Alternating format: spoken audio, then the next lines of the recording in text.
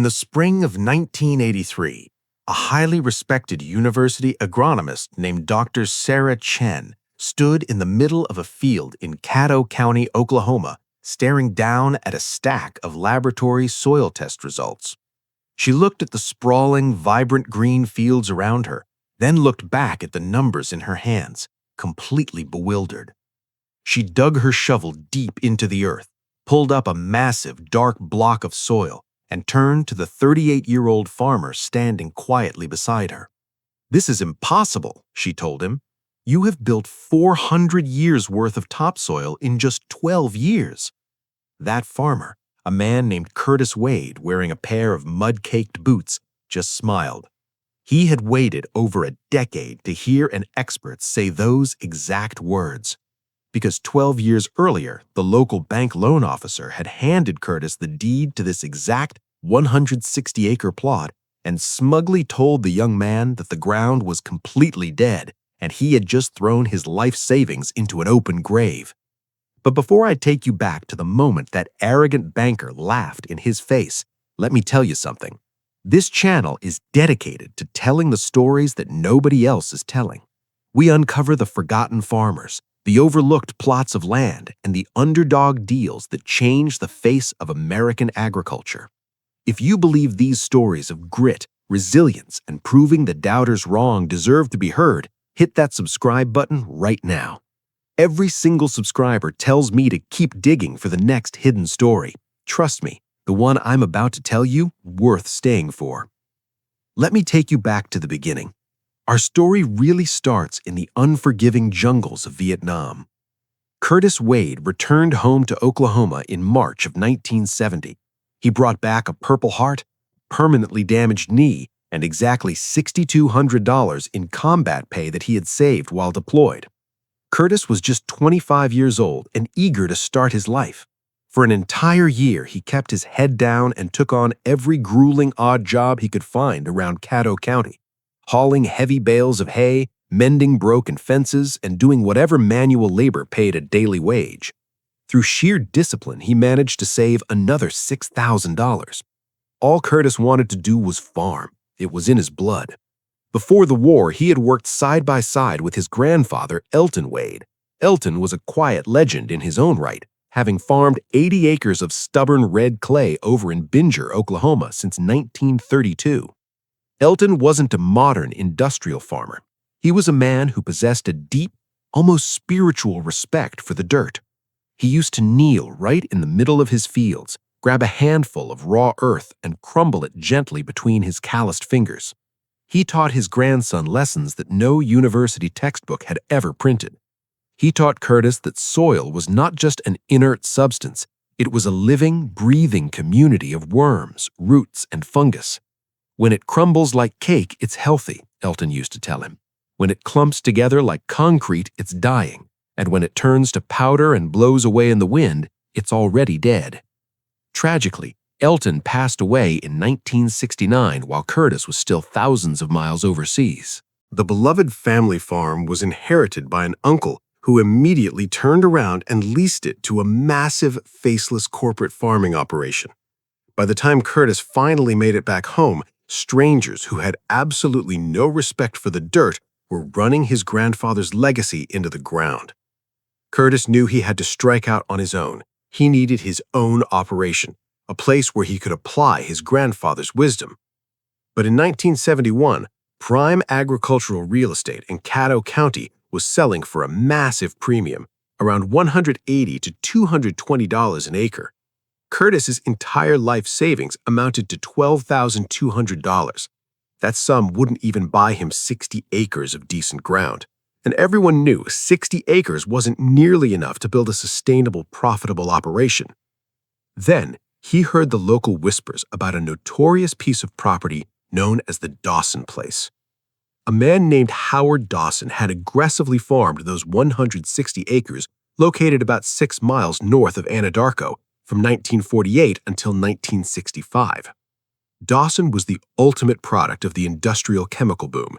He pushed the ground to its absolute breaking point, planting wheat year after grueling year.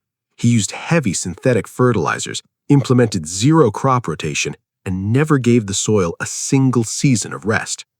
Eventually, the abused land simply collapsed. By the early 1960s, his yields were plummeting, and by 1965, the severely depleted soil was barely producing 12 bushels an acre, which was less than half of the county's dismal average. Dawson finally threw his hands up, moved away to Oklahoma City, and abandoned the ruined land entirely. For 6 long years, the Dawson Place sat completely vacant. Nobody touched it. There were no cover crops planted to protect it, and absolutely no land management applied. Without any roots to hold it together, the precious topsoil simply washed away during the heavy spring rains. The organic matter, which was already dangerously low from decades of chemical abuse, dropped to almost zero. The official county soil survey classified the entire 160 acres as severely degraded, which is essentially bureaucratic terminology for a piece of ground that is one step above totally worthless. The bank holding the note was desperate to rid themselves of the toxic asset.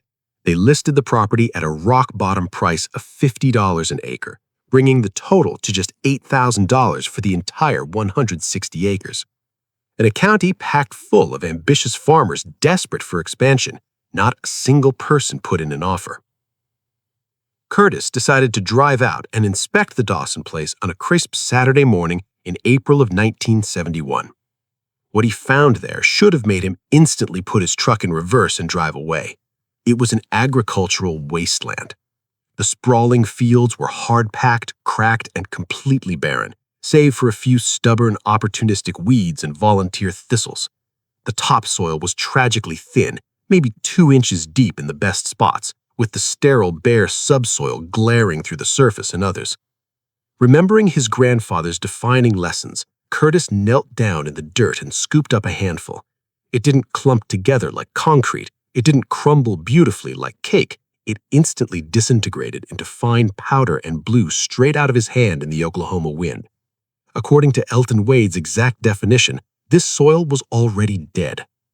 But then, Curtis noticed something that every other arrogant modern farmer in the county had completely failed to look for. While the main cultivation fields were an absolute graveyard, Curtis walked over to the extreme edges of the property, right along the neglected fence lines. There was a narrow strip of ground, maybe 3 feet wide, where Howard Dawson's heavy plows and toxic chemical sprayers had never managed to reach. In this untouched margin, wild grasses had been quietly flourishing for decades. Curtis dug his hands into this border. Beneath the surface, he found 6 inches of dark, incredibly soft, rich, crumbly earth. The deep roots of those wild grasses had been doing exactly what roots are designed to do, breaking up the harsh compaction, constantly feeding the underground microbial life, and actively building perfect soil structure. It was sitting right next to Dawson's dead field, like a stark before and after photograph. Curtis realized instantly what this meant. His grandfather's philosophy was right. The soil across the 160 acres wasn't permanently dead. It was just in a deep, starved coma. Dawson had beaten the land into submission, but the essential biological blueprint for resurrection was still surviving right there on the margins. Curtis knew with absolute certainty that if he could just replicate that natural process, if he gave the suffocating land roots, protective cover, and desperate rest, the entire farm would wake up. On Monday morning, Curtis marched into the First National Bank of Anadarko with supreme focus. He sat down across the desk from a seasoned loan officer named Phil Mercer and announced he wanted to buy the Dawson Place. Phil looked at the young, unassuming veteran the exact same way you would look at someone trying to buy a vehicle with no engine in it. He leaned forward, adopting a deeply patronizing tone. "Curtis, you know what that land is, right?" Phil warned. "Howard Dawson farmed the absolute life out of it. The soil is completely gone. The county officially says it's severely degraded." Phil let out a condescending chuckle. "You could plant a dollar bill out there, and it wouldn't grow a single penny." Curtis didn't blink. "I know what the county says. I want to buy it." Phil sighed, leaning back in his expensive chair. He tried to use Curtis's family legacy against him. "Son, I knew your grandfather. Elton was a phenomenal farmer. But that man could work miracles with soil, and even he couldn't fix the Dawson Place. Nobody can. That ground is a dead grave. How much? Curtis demanded. Phil named the price. $50 an acre, $8,000 total. He even admitted it was a generous valuation and said he'd gladly take less just to get the nightmare property off the bank's books. I'll take it. $8,000, cash, today, Curtis said. Phil blinked, utterly stunned that this kid was willing to hand over cash. He eagerly processed the paperwork, thrilled to dump the liability. As Curtis finally signed the deed, Phil shook his hand and delivered a chilling, dismissive final verdict. I hope you know what you're getting into. That is the worst 160 acres in Caddo County. Every smart farmer in the area passed on it. I just want you to understand, you bought a massive problem, not a farm. Curtis folded the deed, tucked it quietly into his jacket, and walked out the door. He now had exactly $4,200 left to his name, a farmhouse with half a roof, and 160 acres of the most degraded mocked dirt in the state. But he also possessed a crucial piece of knowledge that Phil Mercer and his shiny bank didn't know anything about. Let me tell you about the first 3 years, because this is the grueling part of the story where Curtis nearly lost everything, and where almost any other human being would have surrendered. In his first year, 1971, Curtis did something that officially made him the laughingstock of the entire agricultural community. He didn't plant a single acre of cash crop. In a competitive county where every indebted farmer planted every square inch of their fields every single year, because every dollar mattered, Curtis Wade deliberately planted nothing he could sell. Instead, he spent his rapidly dwindling savings planting an extensive mix of cover crops: crimson clover, hairy vetch, and cereal rye. These were the exact same restorative species his grandfather had strategically utilized on the margins of his own farm decades earlier. Curtis carefully seeded all 160 acres, and then he did the one thing that drove his traditional intervention-heavy neighbors absolutely insane. He left the land entirely alone. He didn't aggressively plow the cover crops under. He refused to spray them with a single drop of chemicals. He just let the vibrant mix grow tall, naturally die back, decompose into the hard-packed earth, and slowly feed the starving soil. And when that cycle finished, he planted another round, and then another. Word spread fast through the local diners and supply stores. The cruel gossip was relentless. That Wade boy bought the Dawson Place, and he's growing weeds on purpose, they laughed. He's planting clover on dead ground. Might as well plant prayers. He must have left his brain over in Vietnam. Phil Mercer, hearing the rampant town gossip, actually drove his pristine vehicle out to the Dawson Place in October of 1971. He parked by the road, stared at 160 acres of useless clover and rye waving wildly in the wind, and shook his head in pity, all the way back to his comfortable office in town. Curtis heard every single word of it. He felt the heavy mockery, the condescending pity, and the constant draining whispers. Some bitter, freezing nights he sat alone on the broken porch of the dilapidated Dawson house, which didn't even have running water for the first 2 months, and he wondered in the dark if the banker was right. He had gambled his blood money, his combat pay, on a piece of ruined land that might never produce a viable crop. He was surviving on cheap beans and rice every single day. To keep the electricity on and fund his cover crop seeds, he had to take on exhausting winter jobs at the local grain elevator, working from dawn until dark. I want to pause here and ask you a deeply personal question. Have you ever bet absolutely everything on a bold idea that nobody else believed in but you? Have you ever laid awake at night, financially drained, listening to the crushing doubt of the experts, and wondered if you were actually crazy for standing your ground?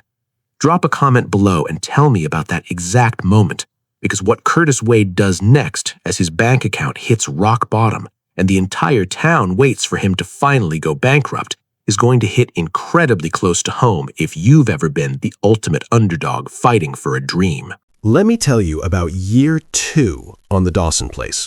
Because while the entire town of Anadarko was waiting for Curtis Wade to finally pack up, go bankrupt, and admit he was wrong, Curtis was quietly doing something nobody else in the county was doing.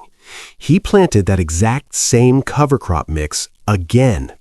But more importantly, he started doing something he had watched his grandfather, Elton, do when he was a boy. Every single week, Curtis walked his 160 acres with nothing but a shovel and a notebook. He would dig a hole, pull up the earth, and carefully study what he found, writing down every detail: the worm count, the root depth, the soil color, the moisture level, and the smell. By the fall of 1972, the changes were small, but they were undeniably real. The soil was finally becoming darker in patches, and the crimson clover had actively started fixing vital nitrogen back into the ground. When Curtis knelt down and grabbed a handful from the spots where his cover crops were the thickest, the dirt didn't blow away in the wind like dust anymore. It held together. It barely held, but it held. By year 3, in 1973, it was more cover crops, more agonizing waiting, and more neighbors driving by and shaking their heads in disbelief. Curtis was rapidly running out of money. That winter, he had to take a grueling full-time job at the local grain elevator, working from dawn until dark just to survive. And he spent every single spare hour he had walking his fields with that shovel. Then, in the spring of 1974, 3 long, brutal years after he had handed over $8,000 for 160 acres of dead ground, Curtis finally planted his first cash crop. He planted 40 acres of winter wheat on the specific ground that had received the absolute heaviest cover cropping, while deliberately leaving the other 120 acres in cover. When the wheat first came up, it was alarmingly thin. While his heavily indebted neighbors' fields were already knee-high and lush, Curtis's wheat was barely ankle-high. The local gossip intensified.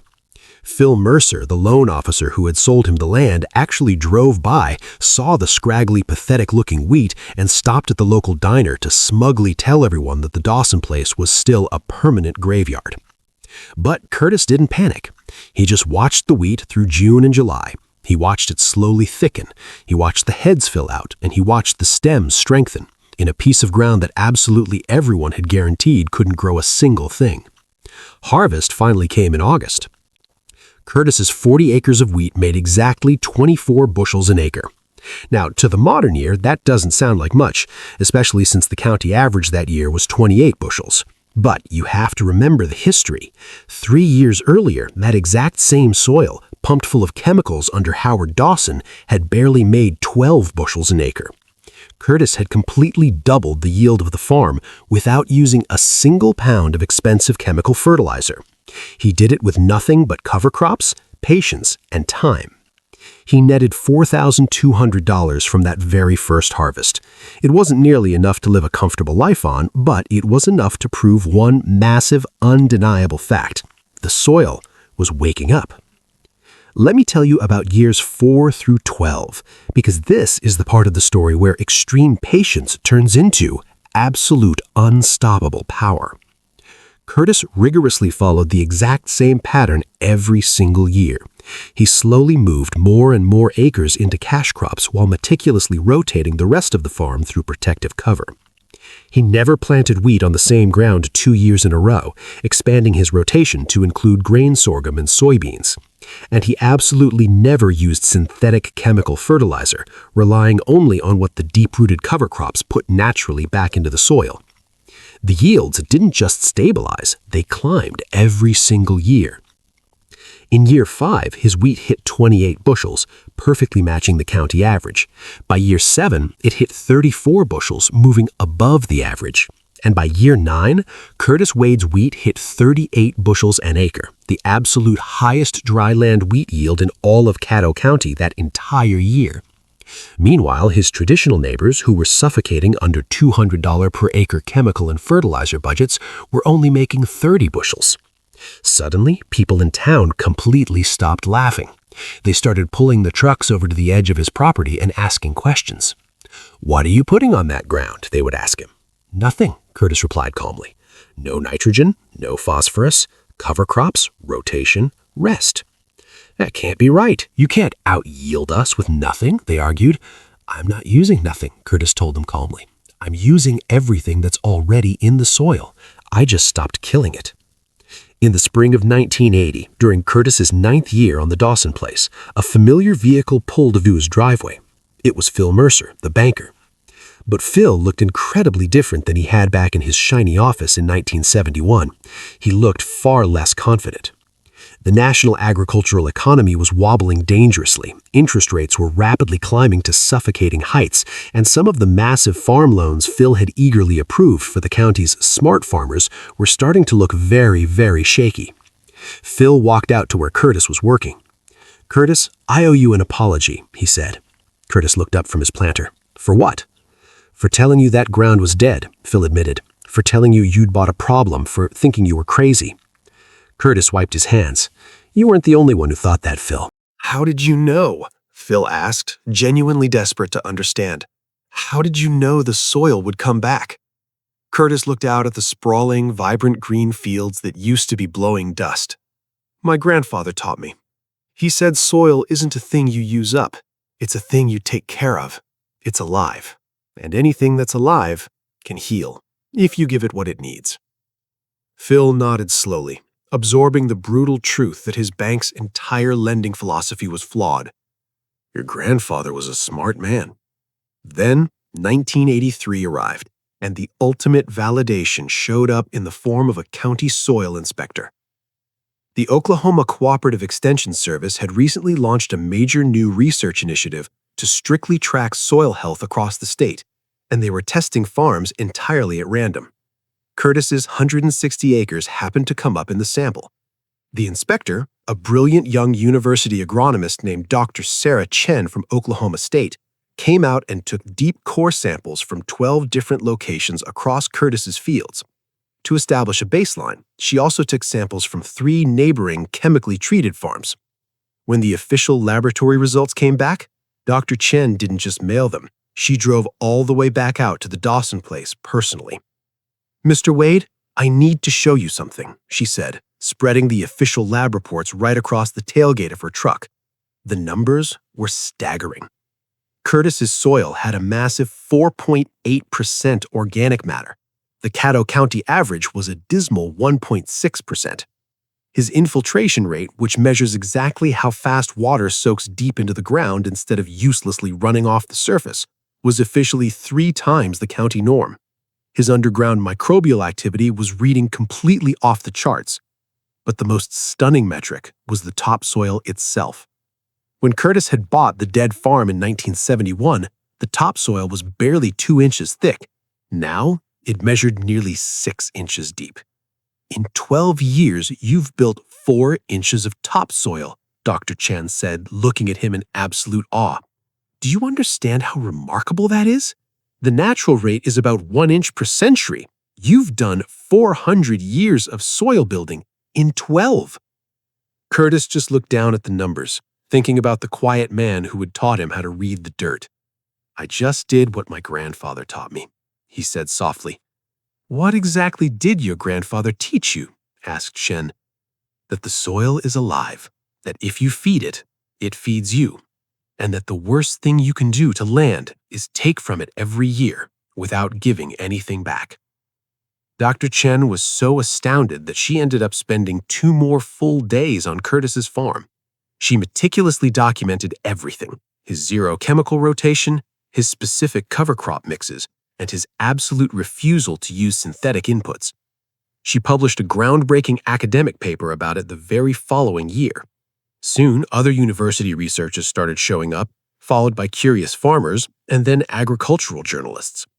The Dawson Place, the exact same property that was universally mocked as the absolute worst 160 acres in Caddo County, the land that every single smart farmer had blindly passed on, the barren dirt that the banker had laughed at and called a dead grave, officially became a state demonstration site for incredible soil regeneration. Curtis Wade happily hosted visitors every single spring for 15 straight years. He patiently taught his grandfather's methods to absolutely anyone who wanted to learn, and he never charged a single penny for his time. When Phil Mercer finally retired in First National Bank in 1992, they threw him a large retirement dinner. During the speeches, someone playfully asked him to name the absolute best agricultural loan he had ever made in his long career. "That's easy," Phil said to the crowd. "The worst loan I ever made was the best one. I sold Curtis Wade 160 acres of dead ground for $8,000 because I thought the land was totally worthless. Turns out, the land wasn't dead. We were just too ignorant to see what it needed. Curtis saw it, and that $8,000 piece of dirt is now worth more per acre than any ground in the county." Phil wasn't exaggerating. By 2002, Curtis's land was officially appraised at $1,400 per acre. He had paid exactly $50 per acre in 1971. That is a staggering 28 times return on a piece of land that every highly educated expert in the state had sworn was completely worthless. Curtis Wade is 81 years old today. He still lives quietly out on the Dawson Place, though he finally stopped farming the heavy labor himself back in 2014. He leased his beautiful 160 acres to an ambitious young couple, and he told them they were free to farm it however they wanted with only one strict condition. You don't kill the soil. You feed it. That's the only rule. Even now, Curtis still walks his fields with a shovel sometimes. He still digs up the earth, grabs a handful, and crumbles it gently between his fingers. He still smells it, exactly the way his grandfather, Elton, taught him. And he still talks to it, the way you would talk to something that you lovingly brought back from the dead. Because that is exactly what Curtis Wade did. He took 160 acres that absolutely everyone said was finished, and he brought it back to life. He didn't do it with massive bank loans, he didn't do it with toxic chemicals, and he didn't do it with massive heavy machinery. He did it with simple clover, extreme patience, and a handful of vital lessons passed down from a quiet man who had been dead in 1969. The banker said the soil was dead. 12 years later, top university scientists were officially calling it the healthiest ground in the entire state. Because Curtis Wade understood the one foundational truth that the banker completely failed to grasp. Soil isn't just dirt, it's a living thing. And the people who arrogantly call something dead are usually just the people who gave up on it way too soon. If this story changed how you think about what's actually possible when absolutely everyone around you tells you that it isn't, I need you to do 3 things right now. First, hit subscribe for more forgotten stories of American agriculture. Second, drop a comment below and tell me what has everyone told you was completely dead or finished that you brought back to life through sheer patience and grit. And third, share this video with someone who desperately needs to hear that giving up isn't the only option. The banker said the soil was dead. Curtis brought it back to life with clover and thyme, and the land remembered every single thing his grandfather taught him. Thanks for watching. I'll see you in the next one.